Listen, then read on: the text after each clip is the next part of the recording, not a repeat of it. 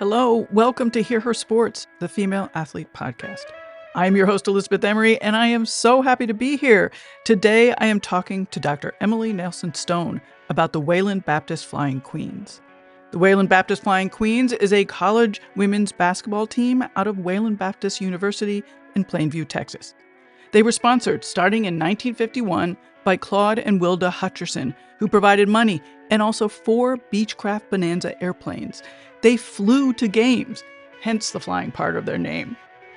During the 1950s, the Flying Queens won a whole lot. In fact, they had a 131-game winning streak.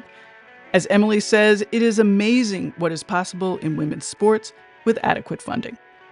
Emalee teaches in the Department of Kinesiology and Health Education at the University of Texas at Austin. Her research focuses on the intersection of sport, history, society, and culture, specifically the experiences of sporty American women. Emalee is not just about basketball, though. During the 2024 She Believes Cup, she served as a speaker and facilitator at the U.S. Soccer Federation's She Champions Summit.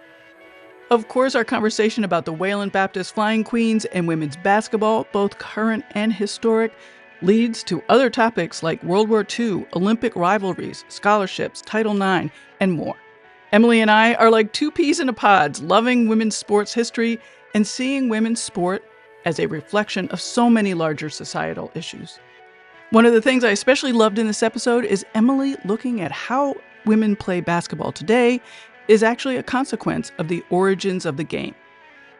Be sure to listen all the way through the end because Emalee finishes up the episode with some really super comments. So here she is, Dr. Emalee Nelson-Stone. Well, hello, Emalee. I really can't thank you enough for reaching out. It's so great. I loved our conversation. I've loved all of our conversations so far. So I'm really looking forward to actually recording this and, making it official. Thank you. Absolutely. I'm so happy to be here. Yeah. Well, since I just mentioned that you emailed me, talk a little bit about why you did that. I mean, why do you want to, talk publicly beyond your students about women's sports? Yeah. So first, I teach at the University of Texas at Austin. I teach in the Department of Kinesiology and Health Education. I teach a lot of sport management students in classes, specifically kind of where sport and society and history and culture all intersect. And I do teach a class on women's sports, which is probably by far one of my favorite things ever, personally and professionally, that I've ever gotten to do. But I was kind of heading into summer break and was, of course, as a true academic, looking for something to do over the summer. And I thought, I kind of just had a personal reflection of like, these are all great conversations, like the students, seeing them sort of have these aha moments with the curriculum and with more information and sort of context on the growth of just sports in general, but women's sports specifically. And I was like, what good does this, yes, there is good that these conversations do have in classrooms, but I was like, what good does it if it only takes place in classrooms? So I started thinking about kind of all my personal favorite podcasts that I listen to, especially that talk about sports, but not kind of in like the traditional talk sport podcast way, but really kind of dive deeper into themes that really illuminate and speak to the bigger picture. And I figured I'd reach out to you, and voila, here we are. Here we are. Well, I love the idea that you're teaching to college age kids because looking from outside, that's where the change is going to happen. Yeah, absolutely. And I know that there's sometimes things seem grim, but I don't know. I'm an eternal optimist at heart. And I really do believe just seeing my students, and I mean, we're not trying to like change lives in the course of a 15-week semester, but it's just cool to see. I think people come in with preconceived notions, yes, about women's sport, but just I think sport in general, and that it's here just for a strictly entertainment purpose. But it really is a reflection of so many larger things. And I think even if students just take one thing away from that class or from just any class, I don't know, I think we're a little better off than where we were. Yes, I agree about so much of that. But, like the last guest that was on the podcast was a woman who is a Nordic combined skier, Mm-hmm. and there's no women's Nordic combined in the Olympics. Yes, I was listening to that. And I mean, I think it also shows that we still have so much So room far to to grow. go. Yeah. Yes, Yeah. absolutely. Yeah. Absolutely. Yes, as a society, as a culture, but also to just infrastructurally in just creating more opportunities for women in sport. Absolutely. But as you said, sport is a mirror of what's happening. And I mean, I think that we have, outside of sport, we've made so much progress, but at the same time, there are these sort of these islands like the Nordic combined issue that are still in existence and are causing trouble. Yeah, absolutely. Well, as we've already indicated, there's so much that we can talk about, but I do want to focus on one of your projects, which is the Wayland Baptist Flying Queens. And, who are they? Well, at the core, the Wayland Baptist Flying Queens are still a basketball team today. They compete in the NAIA. But Oh, I didn't know really, they still were around. yeah, so they Oh, do, that's but cool. it's different. And when we can talk about kind of how essentially they end up in the NAIA. Spoiler alert, I'll tell you the end first. But Right. essentially once the AIAW really folds because the NCAA absorbs and starts to grant championships for women's sports in the early 80s, that really just squeezes out all these small schools and the big dogs sort of take over. Like in Texas, that's where you get your UTs, your Texas Tech, A&M, and things like that, where they kind of go off and they get the bigger recruits, the bigger dollars and things like that. And really that's the beginning of the infrastructural kind of landscape of college sports today, especially post Title IX. So they still exist today, but prior to that, and this is really kind of where my research really hones in on, is during the 1950s, they had a 131 game winning streak, which is absolutely incredible. But that was at a time when the NCAA it existed, but wasn't sanctioning women's sports collegiately. But also too, the AIAW didn't exist because that doesn't come around until the early 70s. So AAU, the same AAU, like if you played AAU ball, that's still like amateur athletic union that still exists today. The AAU sanctioned women's basketball. And college teams could also play in the AAU, but also to industrial teams. And that's kind of a really interesting landscape because you would have some women who would play on these teams for years and years because obviously you don't have like the 4-year eligibility requirements and things like that are pretty common with like college athletics today. But also to a lot of college programs did also compete in AAU ball. So during the AAU years, they had a 131 game winning streak and were like the powerhouse in college, or I keep saying college because they were college, in women's basketball. We'll leave it at that. They were Right. the powerhouse in women's basketball. And that alone in and of itself is such a fascinating story, but really kind of where my research really kind of came into this and what really kind of got me down this sort of rabbit hole was, yes, they were really successful because they had all the ingredients that make a successful team. They had an amazing coach. They had an impressive amount of pipeline of talent and recruits coming in because obviously they were such a household name within the realm of women's basketball at the time. But here's the big key indicator. They had an insane amount of financial support from two, I call them like kind of philanthropists. They're basically two, as like a business couple in Plainview, Texas, of all places. Their name's Claude and Wilda Hutcherson. And they basically bankrolled the entire team and provided so much financial support. They paid for their uniforms. They paid for their admissions into tournaments, they paid for their travel, but it wasn't just travel on buses. They provided 4 Beechcraft Bonanzas, which are small little like prop planes, and they would fly the team like anywhere to go compete. So they would fly them to other games in Texas. They would fly them up to the AAU championship in St. Joseph. They would fly them, this is so fascinating to me, to Mexico to go and play like international teams in Mexico. They flew to Cuba one time. They flew to Hawaii, which I need to see. I've seen it. Wait a second. And How did they then get to Hawaii on those little prop planes? Wow, that's that's what I amazing. was wondering. Cool. So I've seen a newspaper where it said that. But as like, I feel like as a good historian, I need to follow up because I haven't seen the actual like games, like tickets or anything like that. Right. But it's on record somewhere. But really the biggest thing is that they had an insane amount of financial support, which obviously a lot of teams did not have. And again, this is what I think is so fascinating and so remarkable, and so it piqued my interest, and it still really does, of in a pre-Title IX era, what it really shows what's possible when you have adequate financial support for women's sports and the success that follows because of that. So I would say that's my biggest sort of like encompassing version of who they are. Yeah, I love that. And one of the things that I took away from the story is that like one person or one couple can make a huge difference.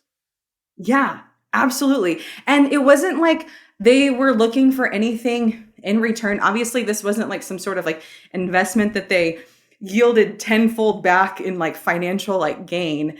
It was truly, they just loved supporting this team. And it sort of just kind of snowballed from there. And the success came with it.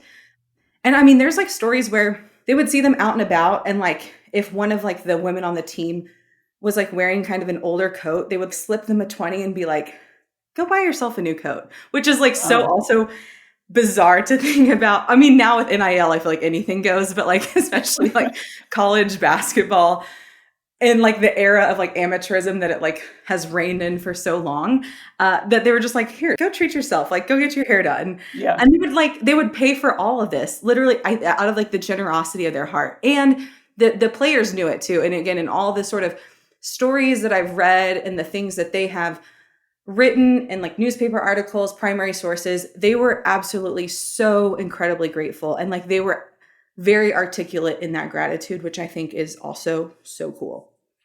Can you put this in context in terms of sort of the social aspect of being a woman in those times and how unusual? I mean, for me, it just seems unusual for all these women to be playing basketball.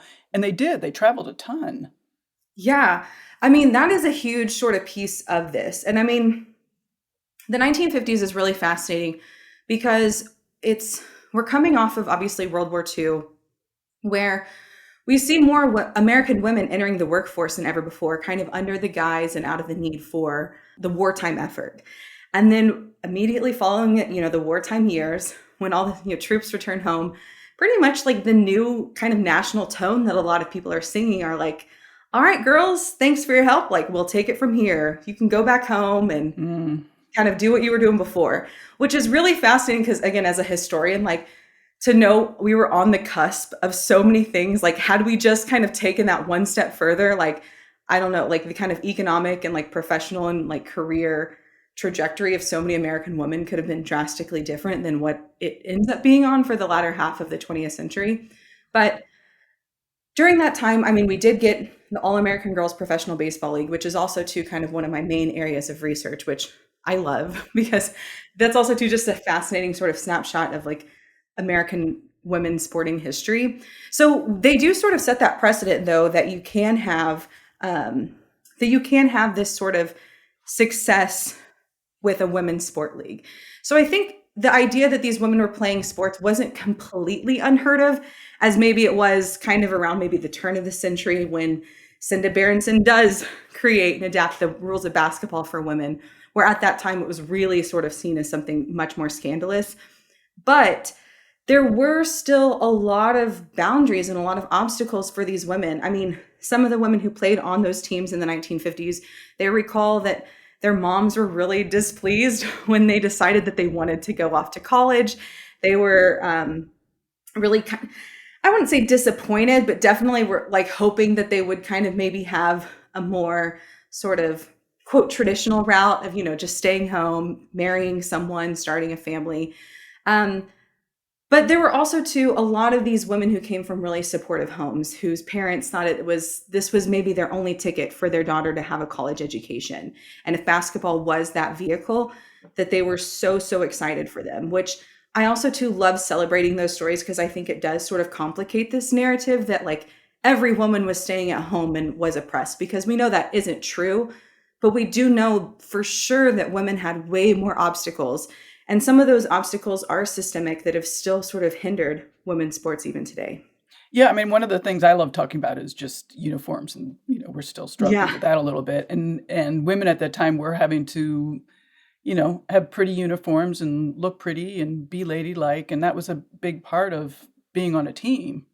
Oh yeah. Well, also too, the AAU national championship. And this is where I really sort of actually kind of like grabbed onto this story, because my dissertation, it's about like women in sport in the 1950s and sort of womanhood and femininity, and how that has really, it's kind of really permeated into women's sports at the time, but it is, again, still sort of lingers It's still here. today. Yeah, for sure. Yeah, absolutely.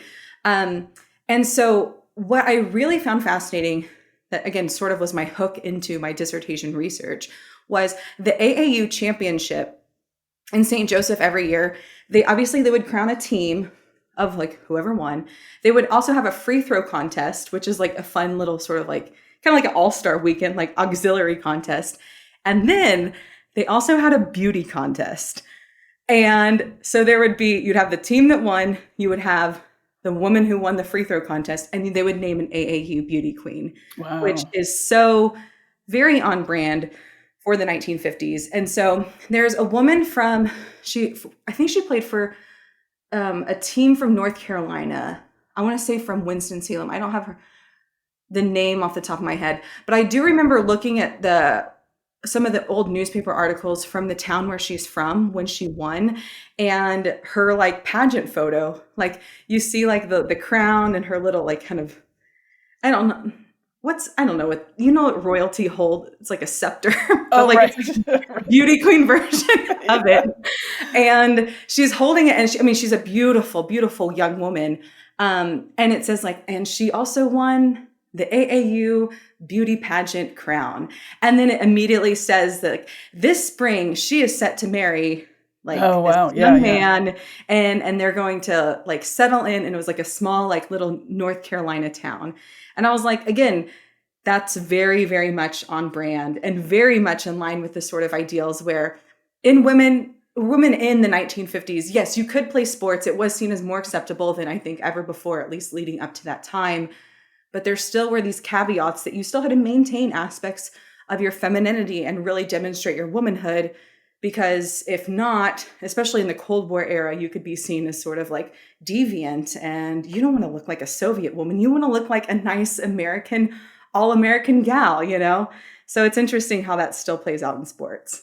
Do you have any sense of how that attitude reflected in the actual play, like the aggression or the competitive spirit?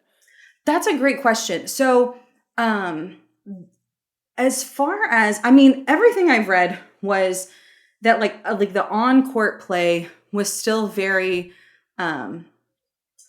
competitive. In the early 1900s, like especially like kind of when Cinda Berenson creates the rules for the girls at Smith College, which is kind of where everyone sort of agrees that's kind of like the birthplace of women's basketball.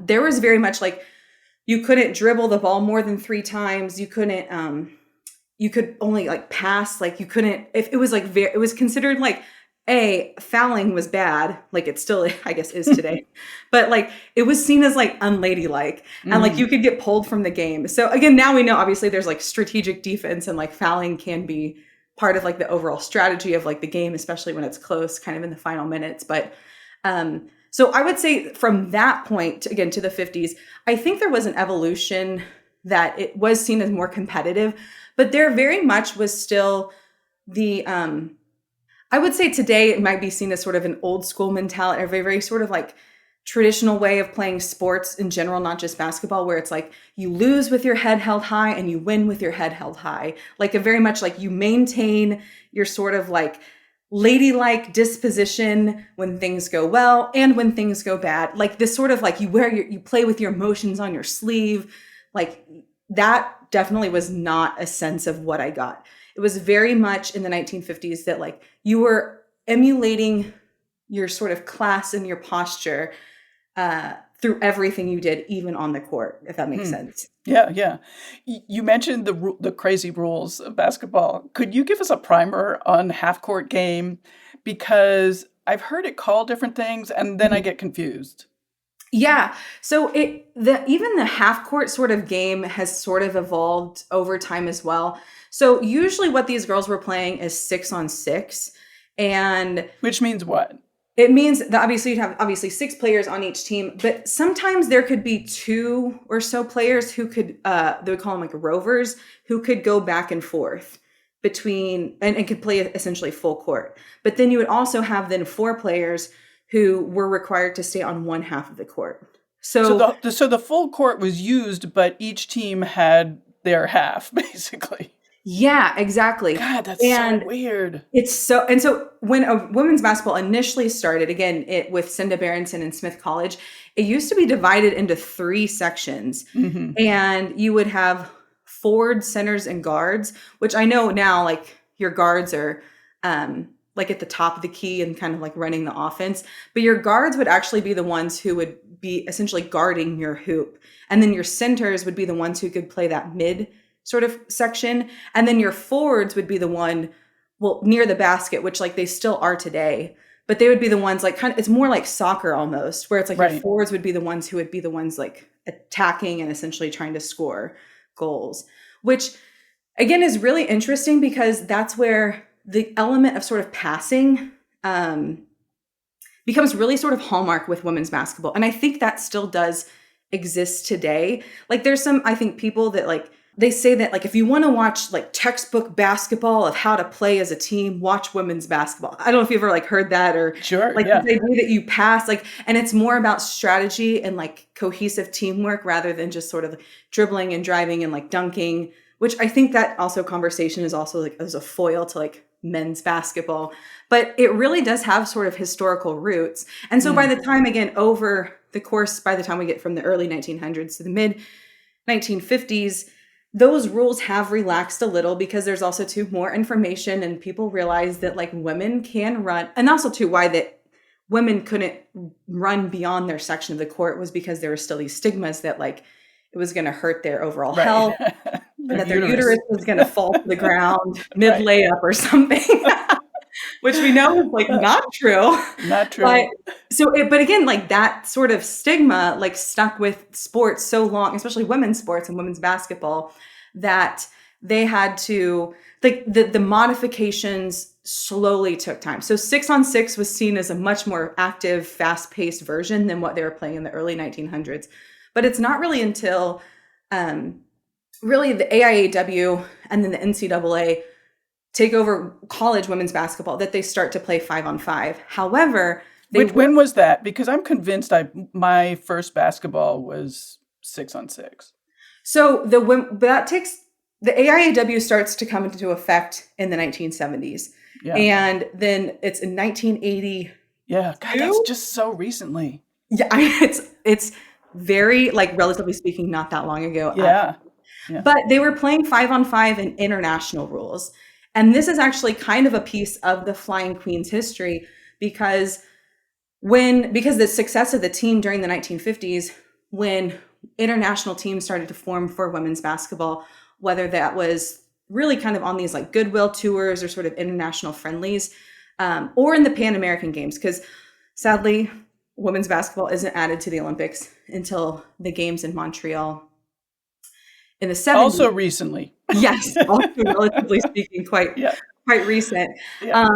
That they would play 5-on-5 though. And so they would, every time they would go, I feel like I would read where they would they'd usually play, 5 or 6 games at a time. And they'd always drop like the first or the second game. And all the players and even the coaches would be like, well, it's because they're playing 5-on-5 and it takes us a while to kind of get accustomed and get back up to like the pace of play in 5-on-5.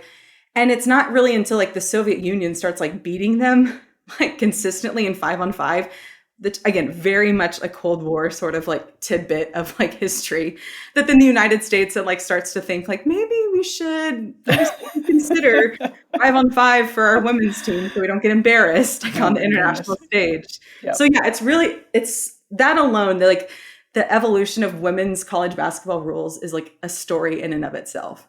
Right. Lately, I've seen so much interest in women's sports history. Like I think I'm reading 3 women's sports history books right now. And, we're talking, have you noticed this? Yeah. I mean, I've been so fascinated by this. Also, too, I've been, in graduate school. Well, I've graduated from graduate school, but I feel like I always still am. Because anytime I see a new book, I'm like, I got to add it to my cart. Right. So, but I think there is like a new, I don't know if maybe appreciation's the correct word, but like there's a new interest for sure. Because I think we're seeing a huge surge in women's sports, which is great, unequivocally amazing.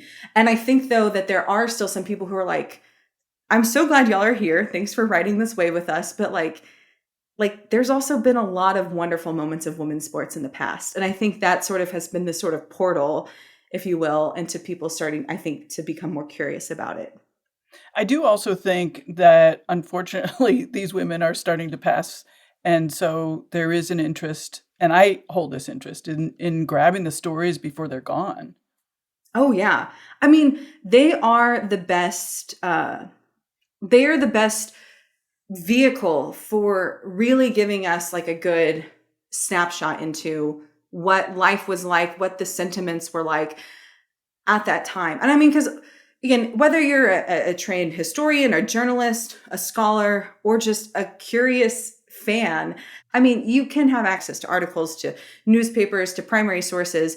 But I mean, that can only sort of fulfill so much of the story. Because oftentimes I think we like to look back and sort of place maybe present day expectations on these women of the past.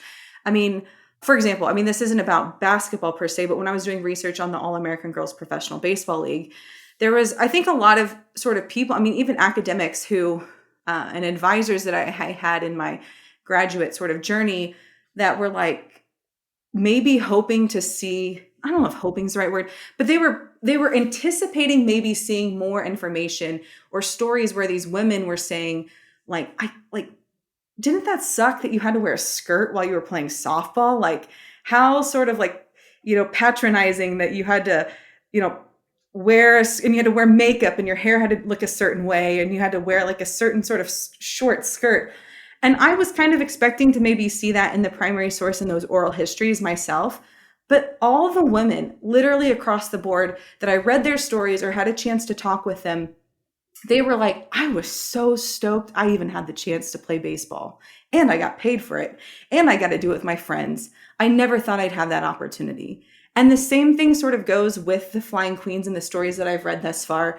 That, like, yeah, I mean, there was a beauty pageant, but they were just so grateful for the opportunity to just be there and play the game that they loved. And I think that too is such an important piece of the overall story, that you're right, that these sort of oral histories and their preservation of their stories and their experiences are the only way in which we get that insight. I have mixed feelings about all that because I do think that there are a lot of women, and I have talked to a lot of women who have that sense of regret. And I'm wondering Interesting.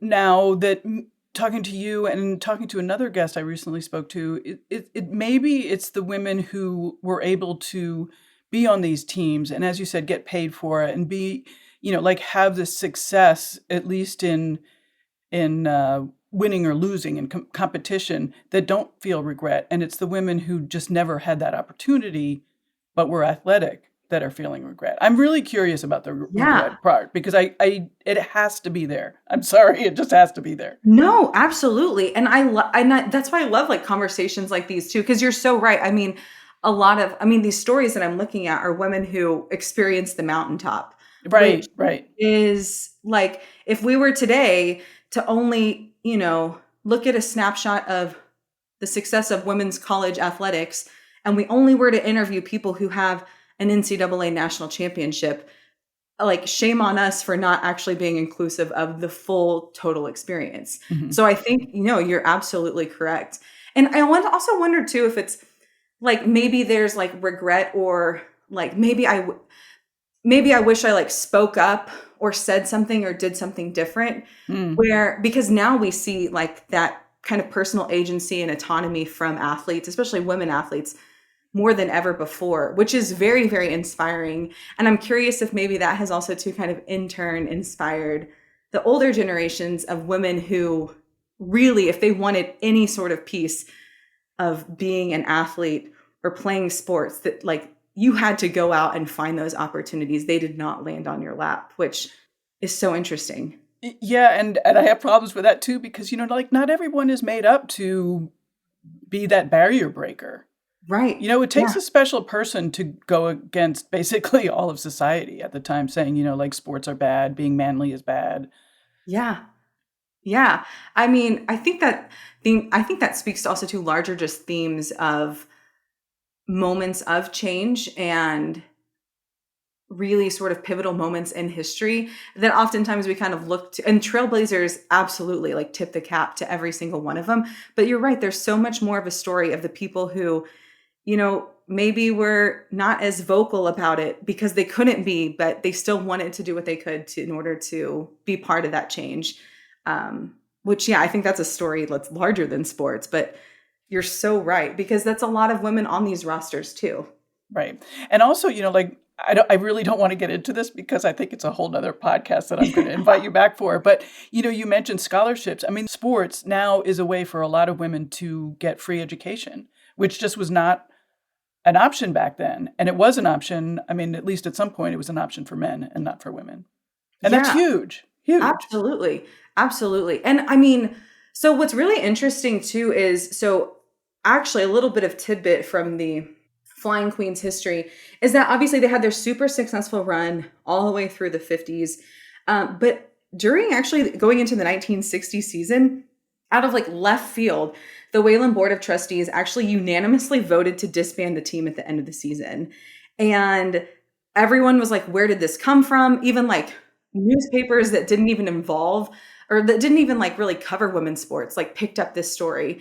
And the decision came from actually the need to reduce scholarships to maintain accreditation for the Southern Association of Colleges, which is like, I know that's like a sort of boring administrative piece of the story that essentially Wayland Baptist needed to maintain accreditation through cutting scholarships. And they were like, well, the women's basketball team, they're offering too many scholarships. And so the board voted to disband them because they like ran all the numbers. And this is back again going into 1960-1961 season, that the scholarships and expenses for women's athletics, including basketball, room and board, and like the whole sort of package that they were being supplemented in the 50s totaled over $60,000. I mean, that is a huge amount of money, especially for, again, a tiny, tiny school in a tiny town in the panhandle of Texas. So they wanted to basically slash the scholarships, but what was really cool was Claude Hutcherson, again, the same sort of, I call him a philanthropist, but benefactor, if you will, to the team. He like rallied the troops, and like the whole town of Plainview came together, and they basically sort of like crowdfunded and like came up with all the funds to still keep the team afloat. And they basically like, again, did that out of the goodness of their heart. Even though the university kind of went in a different direction, which I think, again, really goes back to what you're saying of this is so unprecedented at the time that you had this sort of financial backing. But again, that there was the community interest that when that financial backing was completely jeopardized, that team meant so much to that community that they wanted to keep it afloat, which I think is such a cool story too. I love that story, especially since, for so long, everybody says that nobody is interested in women's sports. And here is a very early example of obvious interest. No, you're 100% right. And I feel the same way, because I also think that's like some of these sort of tropes that it's just like a kind of finding a way to like excuse your own sort of disinterest in it. Totally. Well, I don't like, it's not that I don't, it's just like that. It's not, there's not a lot of interest. And it's like, no, there is literally, we have historical record that there is. It's so interesting. But also too, at this time, I mean, this is again, a tiny town, a tiny school in the panhandle of Texas. But I've done some research on just also other collegiate programs that are taking off at the time. And so there's an organization called the CAIAW, which is the Commission of Intercollegiate Athletics for Women, which was basically like a very, very sort of like grassroots version of what would become the AIAW a little later on in the 70s. But basically was kind of the first sort of big, somewhat standardized attempt at sort of governing women's college athletics. But I was doing some research, and like even at SMU, which obviously Southern Methodist University is a very affluent school, it's in Dallas, that they were trying to transform their women's intramural sports into a sort of intercollegiate team. but like their women's basketball team in the 60s, they had to buy their own, like basically like cotton shirts, buy their own like tape to put numbers on the back. They had to drive themselves to their games. They had to provide like their own first aid kit because there was no like athletic trainer. I mean, again, this is a couple years after this sort of situation that unfolds at Wayland, where they essentially find a way to supplement $60,000 worth of like scholarships and expenses. And then still a couple years later at Southern Methodist University, that the girls are like driving themselves and putting like masking tape on the back of a t-shirt for their jerseys. Like, It's really interesting. Yeah. I mean, stuff like that went on for far, far, far too long. Oh yeah. Oh yeah. Too long, which leads to the next conversation I want to have, which is about Title IX. And I was fascinated is definitely the wrong word, but I was really interested in the chapters that you sent me, the writing that you sent me. You talked about Title IX, basically being forever. And I'm putting that in quotes. And here we are in a time when Title IX looks like it's in jeopardy. What are you thinking now about that? Yeah, I think Title IX is so fascinating because it's such a wonderful piece of legislation that has truly catapulted American women's sports, especially when it was passed, far above a lot of other countries. But I mean, also too, now a lot of other countries have sort of kept up, but that was because of the standard that Title IX had set. I mean, I was sitting on a bus. This is bear with me here. I was sitting on a bus. It was when I was working with the U.S. soccer this past fall. And I was working with them with the She Champions workshop, which was so fun. And I met this woman who's like the head of officiating for women's soccer with U.S. Soccer. And she used to work with FIFA. And she lived in Switzerland while she was working with FIFA. And we had a great conversation basically about how for the longest time, the rest of the world looked to the United States with envy on the development and advancement of women's sports. And like in a moment where American women are not maybe feeling the most rah-rah at the moment, that's, I think, such a cool story because it shows that, like, again, when you have that sort of, yes, it is a piece of legislation. So it did turn into federal law. So you did kind of start to have to begin turning the engines of like equal funding, obviously at institutions of higher education and even interscholastic sports as well. But when you start to have more intentionality poured into women's sports and creating more equal opportunities within women's sports, you see results. And I feel like that is the hallmark of Title IX, and that is what has sustained the growth and success of a lot of women's collegiate and eventually professional sports in the United States. But I mean, also too, like you're saying, we're in sort of a dicey moment especially with the House settlement with NIL, that right now there's not a mandate that requires that $20.5 million to be split equitably. It's supposed to be split proportional to the revenue that a college or university sports bring in, which, as we know, again, as much as I advocate and cheer and want to see women's sports succeed, I'm not naive to the fact that that's really football and some men's basketball programs. So it's one of these things that I think we're just going to have to see continue to play out. And I hope that the pillars and the original sort of reasoning of why Title IX was created ultimately does stand the test of time. I hope it does. But I think we are in the process of seeing it become a bit more tested than I think we have in recent years. Yeah, it would be interesting. Like, would it be possible to go back? How can you stuff the genie back in the bottle, sort of thing? Yeah. I was interested somewhere that I read that between 1972, when Title IX passed, and 1978, which was only 6 years later, that the number of basketball teams at university went from 251 to 883. That's just a huge increase. Yeah. And it wasn't just women's basketball too. I mean, it was all women's like teams and sports. Right. But I mean, I have such a finicky relationship with when we receive progress, not just within sports, but just within society and culture, when there's moments of progress, not because it came from a benevolent sort of change of heart, but because people's hands were held to the fire and they had to, and I think this is one of those numbers are a perfect example of that. I mean, when we also see like integration, especially in like Southern universities on their like football teams. It's the same thing of like, well, we didn't have any other choice, so here we are. But I mean, as we know, good things come from it. And so it's interesting again of how I think as a historian, I have a finicky relationship because it's interesting of how we tell those stories of like, and then women's sports grew and all was well. And it's like a lot of, even as those women's sports were growing, like there still were the sort of behind the scenes things that take place that those women's coaches obviously don't make the same amount that the men's coaches do. I mean, still today, but they just were held to different expectations. And it was also too, when a lot of times that women were the coaches of women's sports, but then after Title IX, once there now was equal money, equal money, that then they started to hire men to fill those positions. And I'm not saying like, I mean, that's great. I mean, I've had some wonderful coaches who are men and are amazing mentors and coaches in my life. But that also too is like a really sort of asterisk in this whole story as well.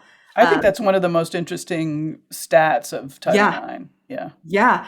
And it's just that a lot of universities were like, well, now that there's money in it. And a lot of coaches were like, well, if I can't coach men's sports, then I can just like, as if like the women's entity is like the JV version of men's sports. It's like, well, I'll just coach them instead. And it's like, it's all interesting. I struggle with that a little bit just because I know that a lot of men coaches that I've had have their goal was to coach the top level men's team, and they felt that they were taking a step down coaching the women's team. And so I think the coaching was not as good. And I don't mean that all men coaches are like that, but there are definitely some that are like that. I completely agree with you. And I think, like I said, it's not necessarily a different game because I think if we like, but it kind of is, because I think sometimes if you don't want to acknowledge it's like, well, men's basketball and women's basketball is different. Because I think speaking of like, not all my students, they don't fall under this umbrella, but I mean, very much the younger generations and sometimes older, like the sort of tropes of like, well, women's basketball is just a little less exciting because they can't dunk. And I'm like, they're not trying to dunk. That's not the purpose of like the flow of the game. But like, okay. But like, what's really interesting is that it's just a different sort of product. I mean, the style of men's basketball, whether that's professionally or collegiately, looks different than the flow and the style and the pace of play of women's. But there's beauty in them being different. And for some reason, I don't know why we have to keep like thinking that that's some sort of hierarchical difference rather than it's just being two different products. Right. And as we've previously discussed, plenty of people are interested in both kinds of games. I mean, there's tons of viewership of women's basketball and other women's sports. So I totally agree. I mean, I was watching a ton of March Madness who doesn't watch a ton of March Madness every year? But I think one of the biggest takeaways I got was when women's games are really close, say within the last 90 seconds or so, like unequivocally, the women and their coaching staff had much better clock management than the men's. Whereas like the men's, they would just like inbound it and like there's maybe like 12 seconds left on the clock, which in like a women's game, I was like, oh, we could be here for 5 different timeouts and stoppages of play. But the men, they're like, inbound it and let's see what happens. And it's just interesting because again, like different strategies, but I think it shows that it's two different products and there's beauty in both of that, you know? I do want to go back because after we were talking, I had another thought that I worry about the change of Title IX because, as you pointed out, that when your hands are to the fire, change happens. And I worry about taking away the regulations, especially in the money aspect of it. Mm-hmm. Like if the schools are not required to spend equal amounts on the male and female sports, I worry that they won't. 100%. No, I'm not naive to the fact that like that would that's not going to happen essentially. Yeah. And well, also too, again, because it's the maximum that an institution can pay is $20.5 million, which I believe is per season, which is a ton of money. And I know we like to think that college athletics is like a big, big business, which it is. I mean, there's tons of money pumping in and out of those universities and those programs, but there's only a handful, like truly you can count on maybe 1 or 2 hands now, probably less than usual, the actual number of institutions or their athletic departments that are actually making a profit. And also, too, we're coming off this era of conference realignment where a lot of those schools kind of jumped ship, especially with the collapse of the Pac-12, where those universities are still basically kind of paying out their old conference and then still sort of buying into their new conference. And in that transition, a lot of those universities weren't receiving the same sort of media deals, or they're receiving a small percentage of it, either from that affiliated conferences like NBC or ESPN or whatever network that it is. So a lot of universities right now are struggling for money more than ever. And to going back to your point, I'm really, I would say concerned, I think is an accurate sort of word to think that, like, if these athletic departments aren't making any money, then or maybe they're like lucky to break even flat, but then now they have a huge $20.5 million expense. It's just going to completely like falter the entire budget. And who's going to get caught the most? It's going to be those Olympic sports, which oftentimes are those sort of sports that are in there to help equalize the numbers for the purposes of Title IX. So again, it's one of these things that, like, there's so many sort of clauses and sort of things behind the scenes that I don't think a lot of people realize when we just think of like the glam of college athletics today. And I don't know, you're so right. Institutionally, financially, I'm really curious to see what's going to happen. It's very complicated. Very, very complicated. Yes. Well, one of the things that you like talking about is themes. Are there themes that we missed? I mean, we did get to quite a few. No, I mean, I think we touched on a lot of them. And I mean, I think kind of what we were saying earlier of like bigger themes. And I always like helping my students sort of translate that, like, these stories mean something much bigger. And these stories mean something much bigger in sport, yes, but I think they tell us about ourselves, and like they tell us why, especially if you played sports as a young kid, as to the value of determination, the value of sticking with it, the value of when all the doors seem to be closed on you, that you find a window, to get through and to get to where you want to go. And I that for me is the biggest takeaway of these stories as I read them and as I try and tell them, whether that's for traditional academic audiences or the general public, or even for young kids too. As a young athlete and as a former athlete myself, I mean, I read about these women and I read about these programs, but also too, I read about, stories and these wonderful anecdotes about Claude and Wilda. I truly can't overstate how we would not be here today if it weren't for people like them. And it's not just them, but for people along the way who supported a team, supported a player, supported the idea, supported the dream of players and athletes and young people who are just wanting to achieve their goals. And I think that is the story of sports. And that's the story of, I think, humans too. And it's just really cool to be a tiny, tiny vessel in sharing those stories with others. Well, I love that. And that's certainly one of the reasons I have Hear Her Sports podcast. Amazing. How do your students hear that? I think it's one of those things where I don't necessarily try and just like state that explicitly.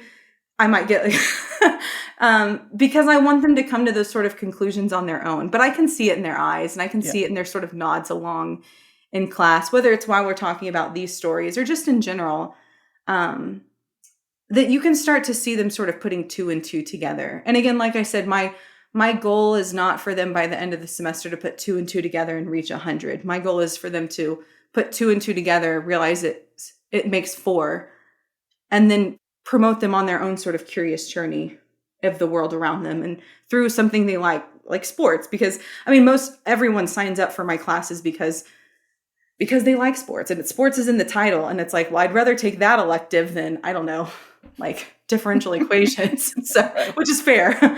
But I think, and I hope, and I do tell my students this explicitly. I say, my goal is not for me to tell you how to feel about anything, but my goal is to give you the facts. My goal is to give you just information. And again, this information isn't anything like new or radical. It truly is just stories that haven't been shared and stories that haven't been told. And I think through that process of just learning more information, learning more insight and gaining knowledge, that is, I think, a positive benefit. And again, I can see them, the wheels are turning. And that to me is just like the biggest, warm and fuzzy feel good sentiment as an educator that I could ever have. Yes. Well, wonderful. Thank you so much. Thanks for reaching out. Thanks for being here. Hopefully we'll talk again. Yes. I'd Thank love you to. so much, Elizabeth, and for all you do to share the stories for women's sports as well. Oh, well, thank you. Yeah.